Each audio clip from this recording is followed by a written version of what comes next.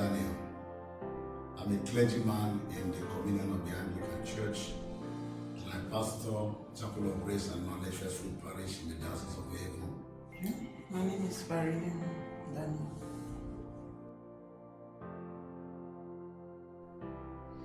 How do we meet? We actually met in school, I think. Yeah, we met in school.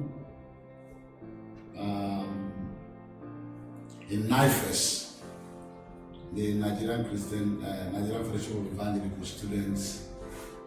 In NIFES, I was there before she came into school.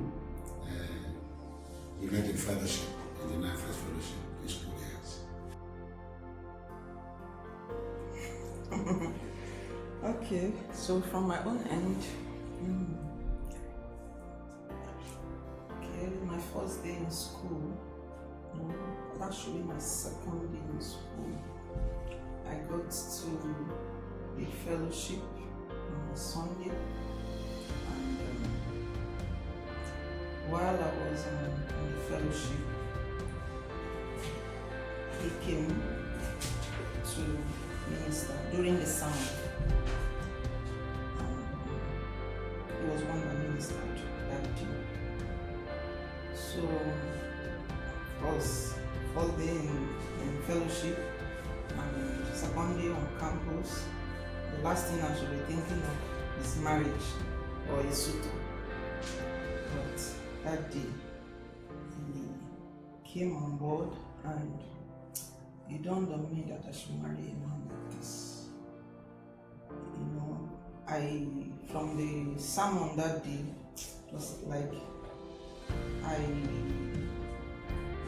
it seemed to me like it was just okay. This is just what I needed, as per the sermon I heard that day. So, but of course, I never imagined in my heart how such was going to happen.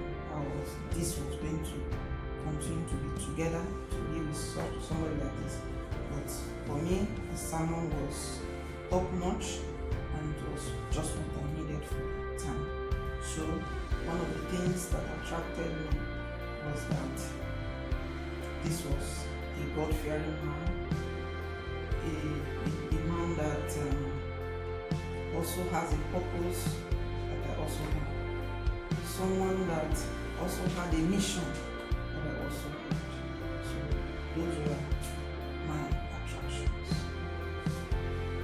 For me, too many things attracted me. Of course, the God factor, the first thing that attracted me to my wife. I just discovered that she's also a very calm and calculated person. She's a lover of God, a praying woman. Those days in campus, in fact, at the time she was a prayer secretary in school. So these were the qualities. I needed somebody that would journey along with me in the calling. While I was in school, I had understood that I have a kingdom assignment, and God needed to raise somebody for me that will help me accomplish that. Even though while we were on campus, we never thought of relationship, we never thought of marriage, we were just brethren, just fellowship. And then in final year, we invited the brother to come minister to what we called then the final year brethren fellowship. So in the final year brethren fellowship, they came to speak to us and said, look, now that you're in final year, you should start thinking of praying for who to marry and all of that. I've never prayed for who to marry before. Our heart was souls are perishing. That was what was in our heart. And so when that brother came and ministered to us in that fellowship, we felt we should begin to pray about it. And that was how we began to pray. And of course, God had his way, because it was clear to me that God wanted me to marry her. It came very sharp. And the Lord spoke to me in one of the retreats I went with my friends, Sylvester Umendete and Isleman David West. We had days of retreat to pray for the direction God wants us to go for ministry. We had a 3-day retreat, and immediately after those 3 days retreat, at the last day we began to pray, asking the Lord who we should marry.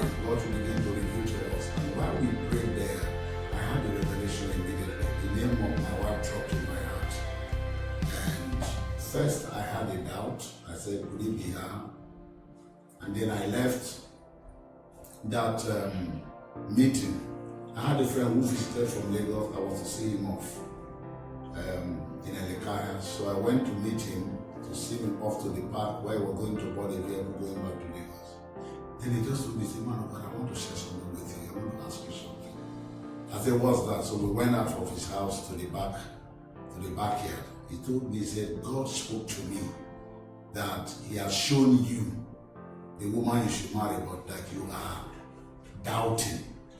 Is it true? I said, well, I had a retreat the other day and this picture just came, but I'm still struggling with it. He said, the Lord said to me that that is the woman that he has shown to you. From that time, I began to pray more, and then the doors kept opening about my wife. She's the one. Somehow, we had a lot of meetings with the First Brethren, and in any of those meetings that we went, it kept coming that she was the one that I should marry. So that was how we got connected. What is that we get challenged? First year marriage. Well, I can't remember first year, but after then, I remember a big challenge first year of marriage. But I think in our second year of marriage, and that was when we had our daughter. Yes, that's when I had that. So for me, one of the challenges I had early in marriage was that of trying to blend with my in-laws. I'm of a different tribe, my husband is of a different tribe. So when I had my first daughter, we went to my mom. Okay, my husband was not around, but we had discussed that we are going to stay in our house. Ordinarily, in my place, the understanding I had then was that when a woman gives birth to a child, she naturally goes to stay with her mom, this for like 3 months or so, for some time, so that we take care of her. So, but we have looked at it and said that we want to stay together. This staying away will not overwhelm for us. So, but incidentally, when I had her, my husband was not around. My mother was already getting set to take me home, but just meanwhile, my mother-in-law too was also gingering that I come home. So I just told my mother, well, I know that my husband will not be comfortable, and I will stay with her when he comes back. So I just want to stay with my mother-in-law. She took care of me, took care of baby. She was all about it, happy that something new, good has happened for the family. As time went on, the language barrier was there, the understanding issues were there. Maybe when I want this, or when you give me this, at some point we had some misunderstandings, So I needed to go back to my own house, but they wanted me to stay more, So all of those concerns came, and also because I wasn't hearing their language. Sometimes I had concerns. Oh, maybe this woman does not appreciate us. Maybe I am not appreciating them, and all of those. Oh, maybe they are talking ill about me. That's all of those concerns came up. Oh, let me go to my house now. It's like, it's not yet time. So we had all of those misunderstandings at some point in time. So that happened. I was also telling my husband, this time, let's go. And it's like his people are telling him, you don't need to go. So we're having real issues. He didn't want to budge. He wasn't telling me what they are saying. So we had those concerns early in our relationship. Mama, you didn't tell us that you also had to learn the language by force. because at the time the language was a barrier, but she had to now begin to learn. So when I come, she would say, she would ask me, what is this? I will explain to her. What is this? I will explain to her. So somehow, even the language that she speaks today, she learned it in that Very well. that very That early time. my parents. Let me also say that we had some challenge starting out. My wife, if you remember, when we got married, we didn't have anything really. We didn't have anything. You remember, we didn't have anything. In fact, on the day of our wedding, we didn't have money to buy food for the guest that was going to come on our wedding day. My wife didn't know all of this, but I had to tell her after the wedding anyway. On that Saturday, the committee called me and told me they don't have money to buy things. And I was so troubled. But somehow God was able to come through for us. Some of the brethren came together. People contributed money. They had to go to the market and believed that after the wedding, maybe when money comes, we'll be able to pay them back. That's one of the challenges starting out. Then we didn't have anything. We moved into a one-bedroom flat as at that time because we made up our mind we were not going to stay in the family. We were going to stay out. So we got a one-bedroom flat. But in that one-bedroom flat, we didn't have a seat. We didn't have chair. We didn't have bed. We didn't have wardrobe. We didn't have pot. We didn't have plate. We didn't have anything. So we moved into that house having nothing. On the day of wedding, one of our friends of blessed memory now, Brother Dr. Zomeo, went to Rumomasi and bought carpet. It's not these days that we have tiles now.